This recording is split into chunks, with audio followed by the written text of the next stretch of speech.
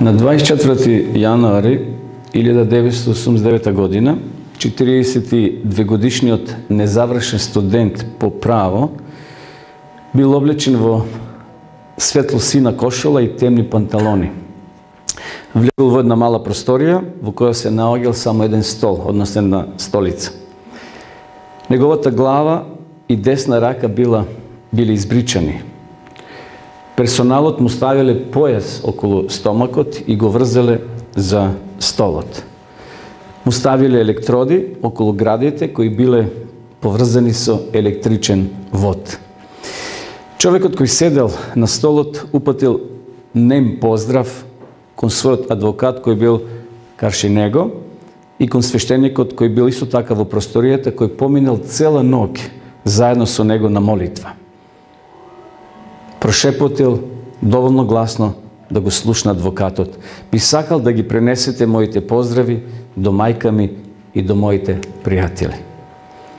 Во 7 часот и 6 минути наутро, непознат извршител на пресудата ја спуштил рачката на прекидачот и човекот бил убиен со 2000 волти електрична струја.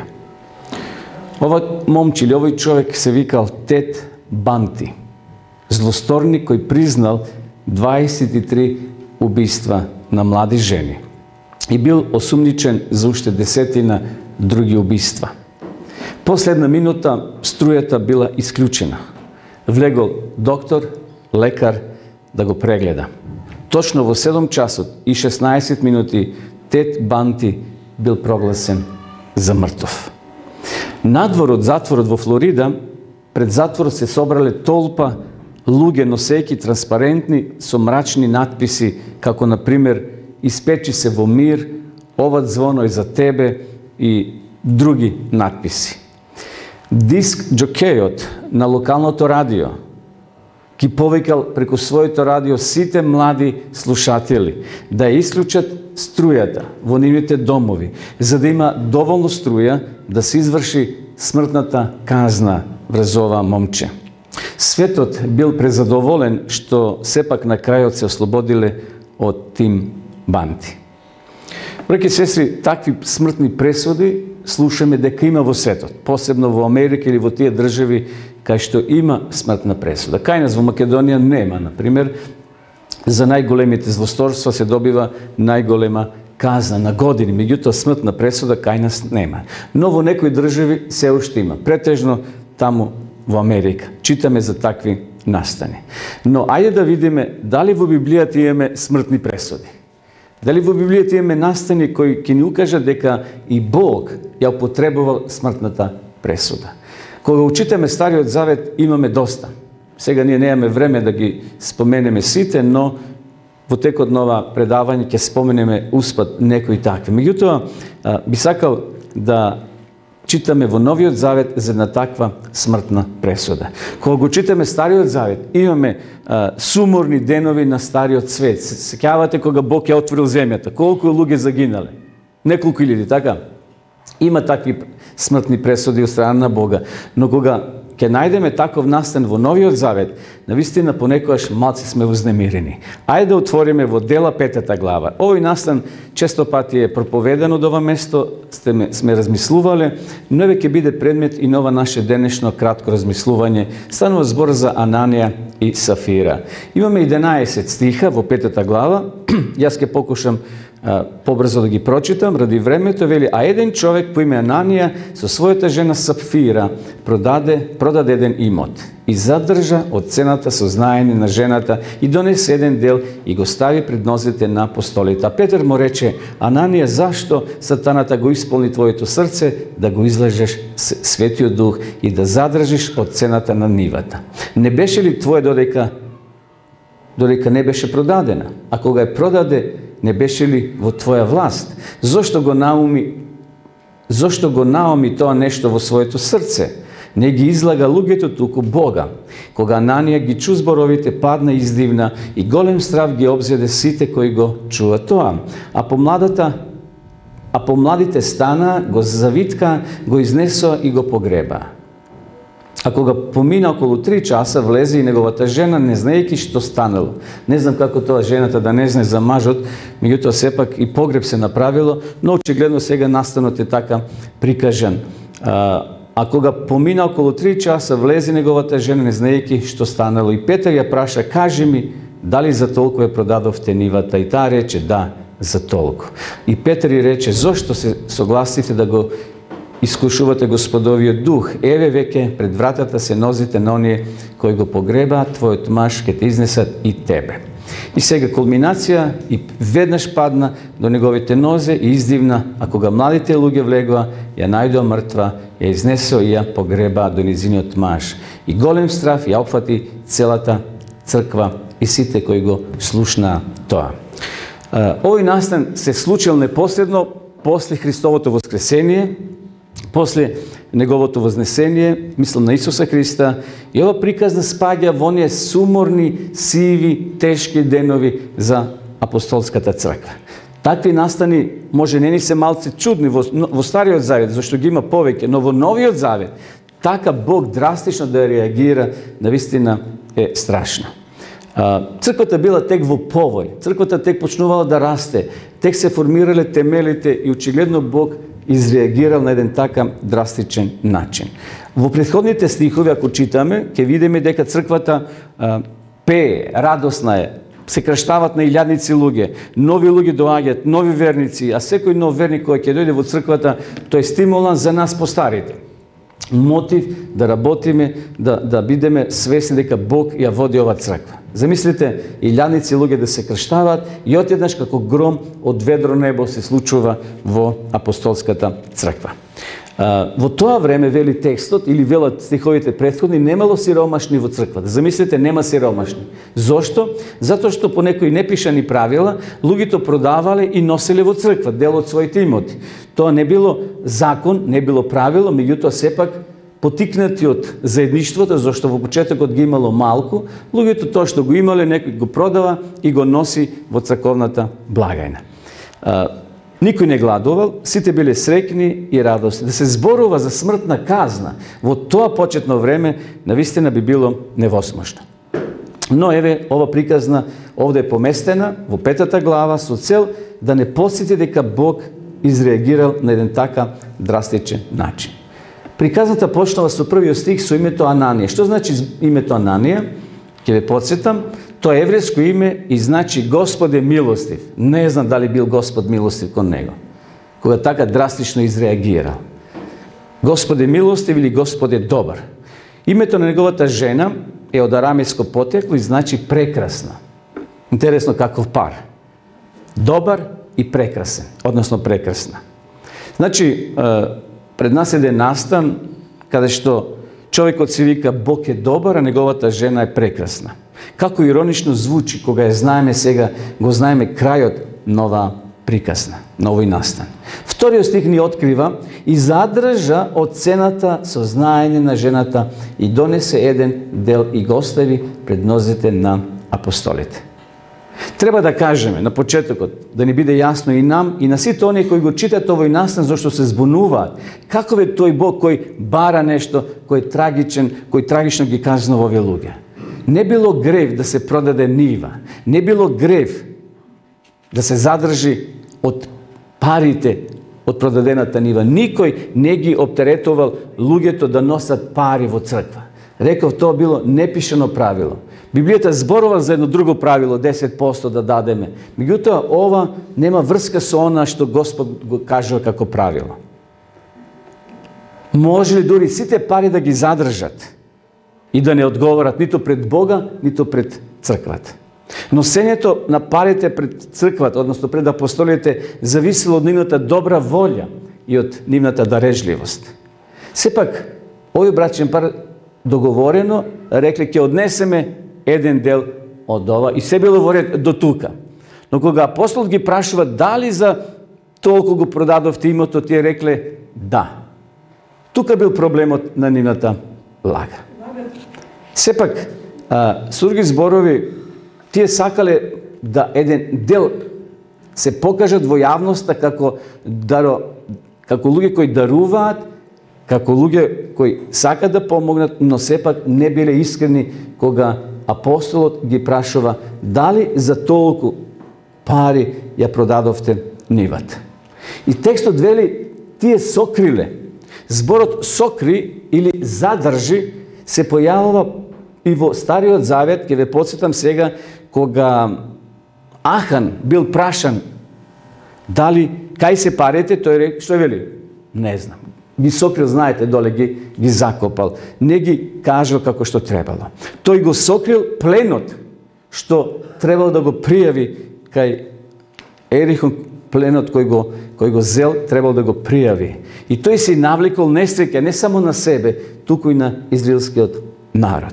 Но да се вратиме во Тит 2 глава 10 стих, исто така Павле зборува за оно што некои го кријат, а не го кажуваат како што треба. Односно зборува Павле за нечесноста. Овде 3 и 4 стих вели: Ананија, зошто сатаната го исполни твоето срце да го излажеш Светиот Дух? Не беше ли твое додека не беше продадена? И кога ја продаде, не беше ли во твоја власт?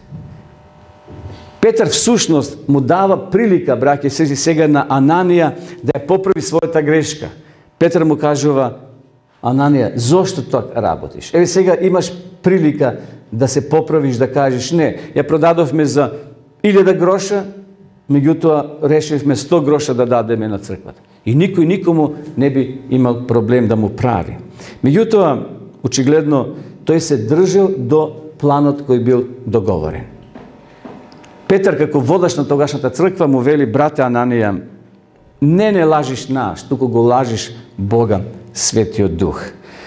Петар сакал да го потикне, да ја потикне неговата совест, за да ја каже вистината, меѓутоа тој се држи на она што е договорено. И како резултат, веќе читавме, тој умира, очигледно добива срцев удар. На лице место тој паѓа и умира. Од медицинска страна, рековме, изгледа дека добил срцев удар и го губи својот живот. Слично се случува подоцна и со неговата сопруга Сафира. Но ова е само, браќи и сестри, пример кој треба да не подучи, да не потикне. Ова било единствен начин на ова семејство, на надприроден начин, односно тоа било надприродна смрт забележена во Новиот Завет. Подоцна имало и други луѓе кои може се служиле со лага, но не били убиени, не страдали. Кога читаме во книгата Дела на апостолите како коментар, Елена Вајд зборува дека Бог драстично така изреагирал за да покаже на младата црква која била тек во основање дека таквите работи Бог нема да ги толерира. Всушност, ние еден ден ќе одговараме за сите наши нечестни дела, не сега, можеби веднаш, во мигот кога човекот тоа ќе го направи, но сепак Бог овде покажал дека не го прифаќа таквиот начин на однесување на било кој од нас. Бидејќи, кога читаме во Стариот Завет, еве ќе ве потсетам сега за Надав и Авидуј, сеќавате. Чии синови биле тие? На Арон. Тие биле убиени. Зошто? Кои правила ги не почитувале? Во црквата тие допрели оган кој што не смеле да го допират. Гледате Бог како е драстичен понекогаш со своите казни. Еве ќе ве спомнам за друг случај. Сеќавате за Уз. Сме зборувале ова за Уз. Што направил Уз? Имал добри намери, така? Ковчегот се навалил, само што не паднал. Кравите се разлутиле, се уплашиле, колата само што се не преврнала и тој посегнува да допре, да го сочува ковчегот. И кога читаме коментар во духот на пророштво, вели зошто Бог изреагирал? Затоа што Уз и сета компанија, таа компанија или тие луѓе кои биле пред него покажале недоверба во Бога. Па Бог можел ангел да пушти да го сочува ковчегот, да не падне. Меѓутоа понекогаш ние, знаете, сакаме да му помогнеме на Бога. И сега, овие настани што ги спомнавме, Надав, Авидуј, синовите на Арон, па мислам дека може ги споменеме и синовите на Илија, знаете, подоцна тамо во царевите, Кореј, Датан, Авирон, Уз. Како можеме Анани и Сафира да ги склопиме во љубовта Божја, дека Бог е полн со љубов, дека Бог навистина е човек односно Богот човек, Исус Христос, кој не сака сите и љубовта негова е безгранична. Исус вели во Јован 14:9, кој ме гледа мене, го гледа Отецот. Дали тој Бог кој е нежен, кој го држи Марија во своите раце, мајка му, тој Бог е извршител на смртни Божи пресуди. Бидејќи нам не близу Исус, Бог е далеко, така го чувствувам, иако е Бог присутен со својот дух. Како можеме овие настани да ги уклопиме за сликата, со сликата за Бога, кој тврди дека е грижлив, дека е милостив, дека е спор на гнев, дека не сака сите? Одиме во 1 Јованова 4:8 да прочитаме еден текст. Мислам дека денес беше спомнат кога во прашање Божјата љубов, 4 глава 8 стих 1 Јованова вака вели: а кој не љуби, не го познава Бога, зашто Бог е агапе, Бог е љубов. Како Бог на љубовта може сега да го вклопи на едно дете, може да му објасниме, браќа и сестри, кога ќе го чита овој настан во Дела 5 глава, кога овој брачен пар сместа бил убиен. Како може да им објасниме на младите дека Бог е Бог на љубовта, дека Исус е Бог кој не сака сите? Зборот агапе значи безусловна љубов која се жртвува. Тоа значи дека на Бога се му е познато. Бог својата љубов не ја наметнува со сила. Тука е суштината. Бог ниту на Анани и Сафира нешто сакал да им наметне. Преку апостол Петар, Светиот Дух само ги потсетува но на што го направиле ако сака да се повратат. Бог на човекот му дал слободна волја, да самиот бира, да самиот одлучува. Но на жалост, знаеме дека човекот ја одбива таа Божја љубов. Како во Стариот Завет тоа го правиле луѓето, исто во Новиот.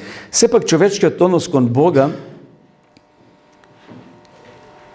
го жалостува срцето на Бога. Во книгата на пророк Осија тоа може многу сликовито да го видиме и да го прочитаме. Ајде отвориме книга на пророк Осија, 11 глава, и овде ќе читаме, ќе се задржиме на неколку текстови, да видиме како Бог реагира.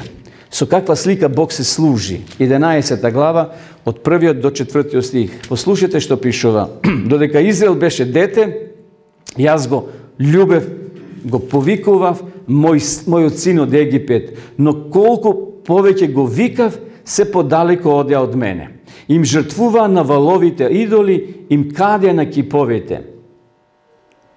До 4. А јас го учев Ефрема да оди. Знаете, вие мајки како сте ги училе децата, как ги учевме деца да одат, колку е тоа симпатично и убаво. Го фаќаш за рака, после за прст, па за еден прст и полека детето се ослободува да оди. Бог вели, јас го учев Ефрема да оди. Држејќи го за неговите раце, но тие не созна дека се грижев за нив. Каква констатација жалосна Бог има, браќа и сестри, за својот народ. Бог вели ги сакав, Бог вели ги учев. 7 и 8 стих. Мојот народ е наклонет кон отпаѓање, иако го повикуваат кон вешниот. Никој нема да го исправи. Како да постапам со тебе, Ефреме? Како да те предадам Израелу? Дали да постапам со тебе како со Адама? Божјото срце било рането. Како сега човекот одговара кон Божјата љубов?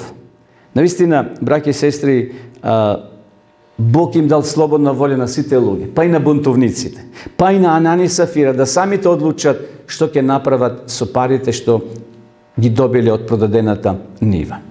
Во некои случаи Бог морал така драстично да изреагира, како со потопот. Замислите колку луѓе Бог убил за време на потопот.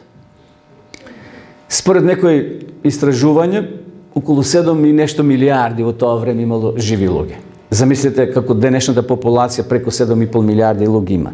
На Бога не му било тоа, но Бог го почитува изборот што ние го правиме. И тоа ќе биде во последно време. Бог исто така ќе го почитува изборот и последиците ќе бидат такви за кои тие се одлучиле. Во текот на целата историја на оваа земја, браќа и сестри, Бог дава крајни мерки од своја страна, крајни сигнали да го привлече вниманието моје и твое. И на крајот Бог ќе рече доста е. како овде што вели. Доста е. Не можам повеќе, не да трпам, не можам повеќе да помогнам. 4 глава, 17 стих се враќам овде во Осија, повторно вака пишува. Ефрем се здружи со идолите, остави го. Бог ќе констатира еден ден, готово е. Како лекарите по медицина ќе сторат се од своја страна и велат не можеме повеќе. Само вели Севишниот, само Бог може да му помогне на овој пациент. Во овој случаеви Бог ќе каже доста е. Остави го Ефрем. Се е пропаднато. Ништо повеќе не можам да сторам. Има моменти, браќи и сестри, кога Бог се замешува во настаните и ги извршува своите забрзани судови. И би рекле, зошто Бог не им дал милост на овие луѓе? И да ги оставил уште 10-20 години, ти би продолжиле. Извештаите за смртните казни, спомнати во ова проучување, ни покажува дека во некои настани Бог директно се замешува и предизвикува дури и смрт на некои припадници на својот народ. Проучувајќи ги овие настани, открив дека сите имале прилика и биле сведоци на некои Божји настани, надприродни чуда. Секој од нив добро ја знаел Божјата добрина и љубов, но сепак тие продолжиле и понатаму. Ние би рекле за предпотопниот свет дека да имале уште 120 години, дали би се поправиле? Не. Кога читаме книгата Патриарси и пророци, тие биле толку заслепени, толку задоени, да имале уште 200 години, повторно би биле уште полоши и би хулиле на Бога. Но сепак, може да кажеме дека сите ние имаме слободна волја самите да бираме и да одлучуваме. Но не имаме право во таа наша слободна волја да ги загрозуваме другите или правата на другите луѓе.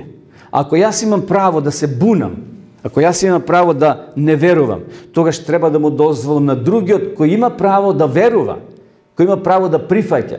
Знаете, ние понекогаш или луѓе кои нам ни прифрлуваат зошто вие така верувате. А ние треба да ги прашаме, па зошто вие така верувате? Зошто не се крстите? А вие зошто се крстивте? Значи може обратно да им повтариме прашања. Па вели, јас така си верувам. Тогаш и ние имаме право да веруваме така како што веруваме. Тоа е израз на нашата слободна волја. И сепак овде со Анани и Сафира, на жалост, Бог морал така да изреагира. Не му било лесно на Бога. Како што не му било лесно на Бога да го прати својот син на крстот и да го гледа кој виси во агонија 6 часа. Исус 6 часа се борел да дојде до смрт. Односно да дојде до смртта кога не умрел, така. 6 сати, едноставно, тој висел на крстот. Сепак, тоа се тешки одлуки. На Бога нема да му биде лесно кога ќе дојде и кога ќе каже, како што пишува Јован во Откровение, кога ќе констатира и ќе ги искаже овие последни зборови, кој врши неправда, нека врши уште неправда. Кој е нечист, нека се онечистува уште. Кој е праведен, нека врши уште правда. Кој е свет, нека се осветува. И ова е крај.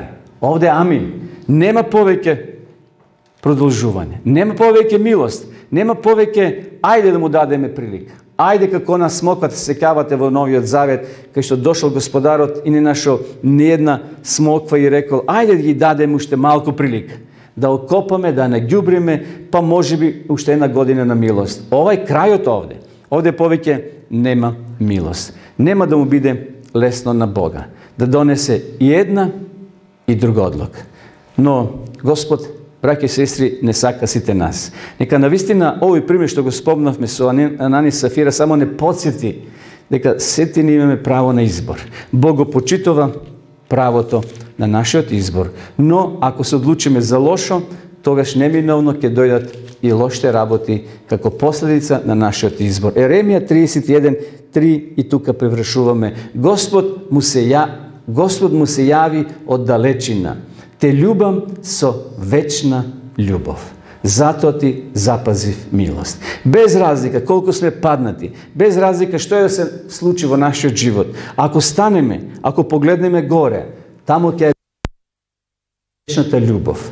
Тука има малку милост и за мене, и за тебе. Но за еден човек немало милост. Сеќавате за Јакова, кој го прелажил својот татко и својот брат. И кога дошол да го благослови, што рекол? Што рекол стариот Исак? Ама татко, има ли нешто за мене? Не вели, се брат ти однесе. Ти ќе бидеш што? Подчинет под него. Како благослов му дал. Ќе му бидеш слуга на брат ти. Ама има ли малку милост за мене? Нема, се однесе брат ти. Овде, нашиот голем Исак, голем Бог, сепак чува милост за тебе и за мене. Те сакам со вечна љубов, затоа ти запазив милост. За секого од нас постои милост во рацете, во прегратките на Бога. Да му благодариме на Бога, браќа и сестри, за се што сторил за нас. Тој ни ја открил вистината и не сака да не остави во темина. Да му благодариме за големата жртва за Исус Христос. Нека тој ни помогне еден ден да бидеме со него. И со сите оние великани кои по цена на својот живот останале на Божја страна. Нека му е слава на големиот Бог. Амин.